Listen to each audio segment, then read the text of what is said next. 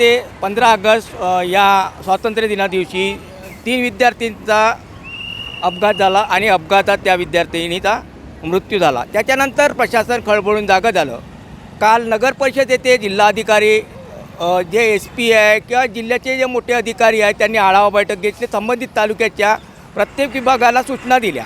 हिंगणघाटमध्ये traffic व्यवस्था असो, गुरढोरं असो की हायवेवरची ट्रॅफिक असो, हायवेवरचे खड्डे असो, ते व्यवस्थित आपल्या परीनं सगळ्यात चांगलं काय करता येईल अशा सूचना जिल्हाधिकाऱ्यांनी दिली। त्याच्यानंतर आज आम्ही हायवेवर आलो आहोत। खरंच हायवेवर जे असलेले जे हायवे अथॉरिटी आहे त्यांनी ठेवलेले जे लोक आहे ट्रॅफिकला जे नियंत्रित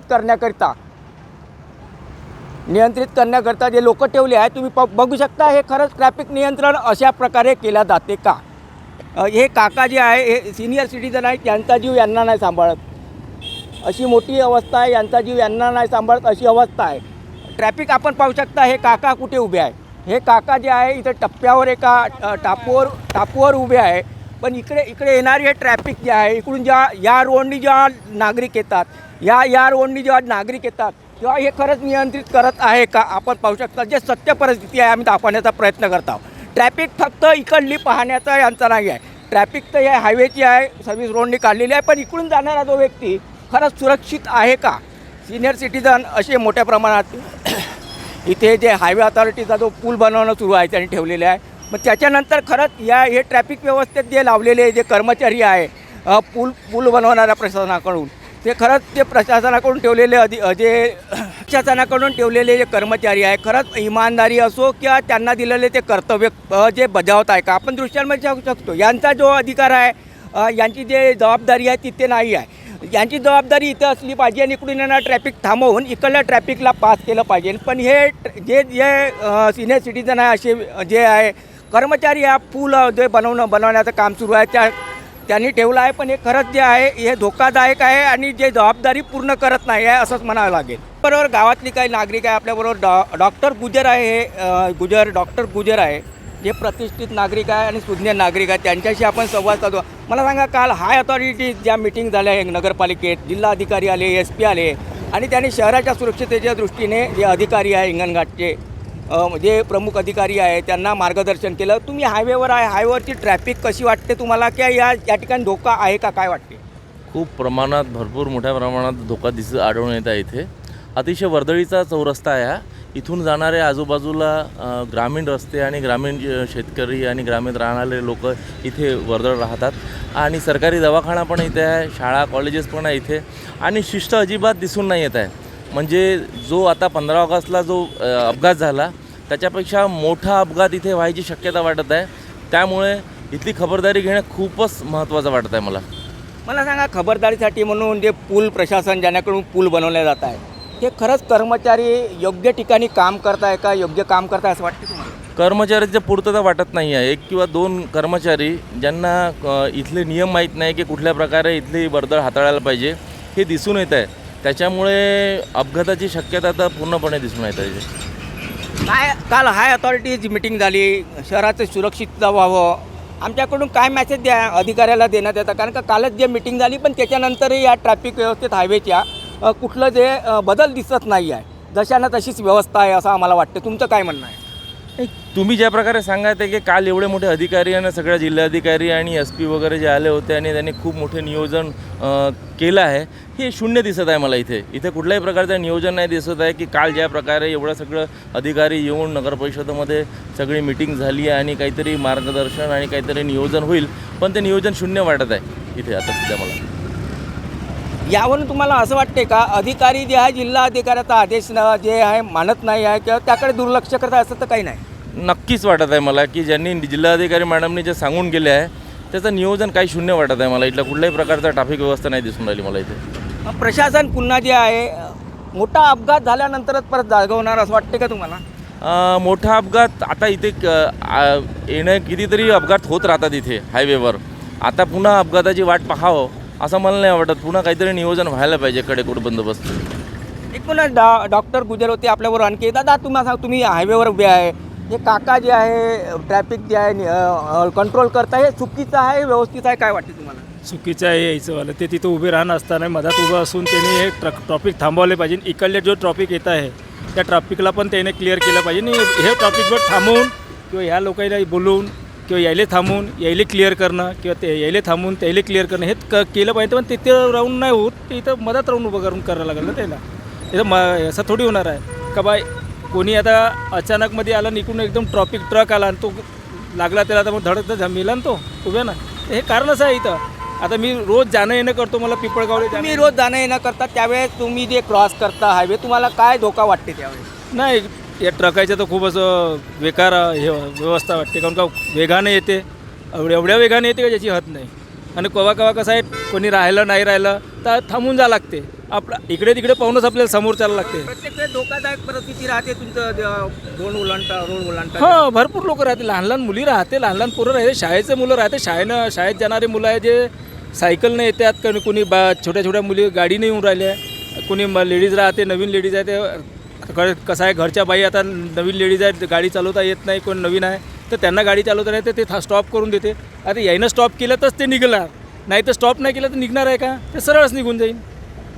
यायची व्यवस्था यायची कारण आहे, यानं थांबवलं पाहिजे किंवा इकडला ट्रॉफिक क्लिअर केलं पाहिजे, मग नंतर ह्या ट्रॉफिक क्लिअर सोडला पाहिजे बा, असं माझी पण व्यवस्था आहे. मला सांगा, 3 दिवसा 15 ऑगस्टला 3 मुलीचा दुर्दैवी मृत्यू झाला. त्याच्यानंतर प्रशासनाने मोठी मिटिंग घेतली हिंगणघाटमध्ये काल.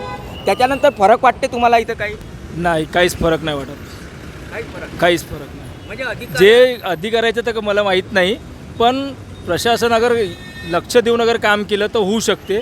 पण अगर प्रशासनानं स्वतःच लक्ष नाही दिलं तर काहीच नाही होऊ शकत. तुम्हाला खरंच वाटते या सगळ्या आपण जे पाहता परिस्थितीवर प्रशासन जागरूक आहे किंवा जागं झालं असं वाटते?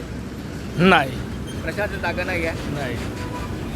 एकूणच आपल्यापुढं जे सुज्ञ नागरिक होते यांना विचारलं, प्रशासन जागृत नाही आहे किंवा परिस्थितीवर प्रशासन लक्ष देत नाही आहे, त्याच्यामुळे लोकांचा जीव मुठीत आला आहे. अपघाताची मोठी शक्यता जी आहे, हिंगणघाटच्या ज्या सरकारी दवाखाना चौकात आहे तिथे लावलेले हे कर्मचारी आहे ट्रॅफिक नियंत्रण करण्याकरता, ते सिनियर सिटीजन आहे, त्यांचा जीव त्यांना भारी आहे.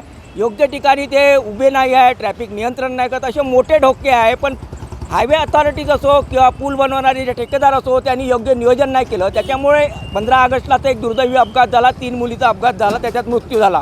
पण अशाच प्रकारे हिंगणघाटच्या ज्या सरकारी दवाखाना चौकातसुद्धा मोठा अपघात होऊन जे आहे मृत्यूची दाट शक्यता नाकारता येत नाही. ते जे ठेवलेले जे अधिकारी कशा प्रकारे जे आहे तुम्ही पाहू शकता दृश्यांमध्ये कशा प्रकारे जे नियोजन करतात ट्रॅफिकचं, हे बसलेले आहे कर्मचारी सिनियर सिटीजन आहे. यांना ट्रॅफिकचं किंवा लोकांचा अपघात होईल अशी कुठलीही त्यांना जे आहे जबाबदारी नाही आहे. हे बसून होते, आता आमचा कॅमेरा आला त्याच्यानंतर बसले. अशाच प्रकारे हे बसून राहतात. सिनियर सिटीजन जे पूल अथॉरिटी आहे त्यांनी सिनियर सिटीजन ठेवले, त्यांचा जीव त्यांना भारी आहे. ज्या हायवे प्रशासनाकडून ज्या जबाबदारी आणि खबरदारी या पूल बनवताना घेण्यात येत होता, तशी कुठलीही जबाबदारी. दादा, तुम्ही बसले होते, बसून ट्रॅफिक मॅनेज करता? सकाळपासून 12 घंटे ड्युटी आहे साहेब, कंटिन्यू 12 घंटे ड्युटी आहे. 12 घंटे ड्युटी आहे. थोडा वेळ 5-10 मिनटं तर बसणारच आहे ना दादा. बसले बाकी तर आम्ही घंटा 2 कंटिन्यू लागूनच राहतो. काय किती ट्रॅफिक पगार आहे काढण्यासाठी. काका? 10,000 रुपये पगार आहे. 10,000 रुपये पगार आहे. 12 घंटे ड्युटी. 12 घंटे ड्युटी. आणि असं चुकीचं आहे ना, कुणाचा जीव जो आहे हो, चुकीचं आहे. धोका होऊ शकते. हे लोक काय गडबडीमध्ये धावपळीमध्ये निघून जातात, त्यामुळे ऍक्सिडेंट होतो, त्यामुळे अपघात होतात. धावपळ झाली नाही म्हणजे म्हणूनच तुम्हाला ठेवण्यात आलं इथं. थांबत नाही ना लोक. झंडी जबाबदारी आहे ना आपली दादा. आता हे लोक हैदराबाद रोड आहे ना, एवढ्या स्पीडमध्ये येतात, थांबत नाही. झंडी दाखवल्यानंतरही थांबत नाही. कर्मचारी नाही वाढवावं का असं वाटत नाही का तुम्हाला? वाटते असं, पण हे प्रायव्हेट आहे ना. प्रायव्हेट आहे म्हणणं. दादांना 10,000 रुपये पगार आहे. कर्मचारी वाढावं, सुरक्षा व्हावी नागरिकांची, असं दादाचंही म्हणणं आहे. पण काय करणार, 12 घंट्याची ड्युटी आहे, त्याच्यातही त्यांना थोडं बसावं असं त्यांचं म्हणणं आहे. कारण का हैदराबाद जो आहे राष्ट्रीय महामार्ग 44 आहे, हा वर्दळीचा मार्ग आहे, मोठे वाहनं चालतात, दादा पण मान्य करतात. पण पूल प्रशासनाने या ठिकाणी सिनियर सिटीजनना लावतात, तंदुरुस्त जे तरुण आहे त्यांना या ठिकाणी संधी द्यायला पाहिजे. आणि जे कर्मचारी होते ते मोठ्या प्रमाणात, इथं फक्त 4 कर्मचारी जवळपास या ट्रॅफिक नियंत्रणाकरिता ज्या पूल प्रशासनाने ठेवले आहे, पण या ठिकाणी कर्मचारी वाढवण्याची आवश्यकता नक्कीच आहे, नाही तर मोठा अपघाताचं कारण इथं सुद्धा ठरू शकते. 15 ऑगस्ट रोजी 3 विद्यार्थिनीचा दुर्दैवी मृत्यू झाला. त्याच्यानंतर जिल्हा प्रशासन जे आहे खळबळून जागं झालं. हाय अथॉरिटीची मिटिंग झाल्या. काल कलेक्टर मॅडमकडून हिंगणघाटचा आढावा घेण्यात आला. ट्रॅफिक व्यवस्था असो, अतिक्रमण असो किंवा हायवेवर झालेले खड्डे असो, रोडवर झालेले अतिक्रमण असो, यावर जे आहे अधिकाऱ्यांना दम देण्यात आला. ही व्यवस्था सुधारली पाहिजे आणि या व्यवस्थेत काय सुधारणा करू शकता या प्रकारचे निर्देश, कडक निर्देश जिल्हाधिकारी मॅडमने दिले आहे. आपण आलो हिंगणघाटच्या सरकारी दवाखाना या चौकात.